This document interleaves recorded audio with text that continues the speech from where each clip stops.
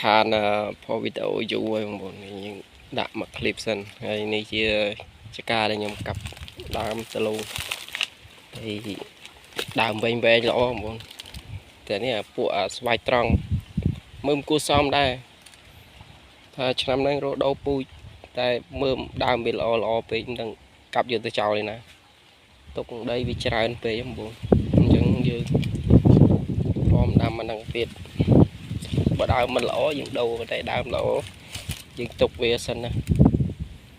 ដើមល្អដើម2 ម៉ែត្រជាងបងប្អូនហើយមើលកណ្ដោមកវែងល្អហើយនេះបងប្អូនដែលឃើញពូជខ្មែរនេះដើមខ្មែរផ្លែល្អមិនចកោមឃើញទេនេះចន្ទីខ្មែរដើមដលងនេះយើងអត់យកទាំងអស់ទេយើងយកតែដើមណាដែលវាល្អធំល្មមដើម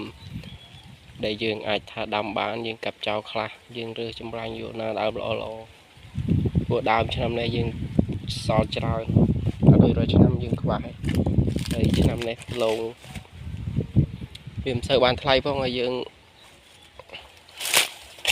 មិនចង់បានគេថាពូជនេះណាពូជដែលអន់យើងដាំពូជល្អទៅហើយបានមើមច្រើនហើយដលងនេះមើមធំល្អដីក្រហមដីទួលវាដូចដីភ្នំមើលមកនោះវាស្រែយើងមើលអានេះទួលខ្ពស់ល្អយើងមើលទៅធានាបដីស្រែយើងដឹងហើយទៀបហើយដែលយើងឈរនៅទីតាំងនេះគឺខ្ពស់ខ្លាំងណាស់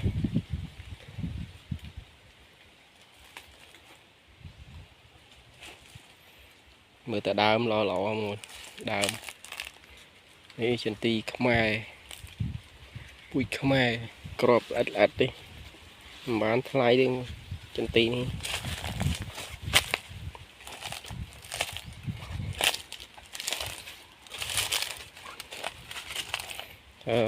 ចន្ទីបាន56 57នឹងឡោ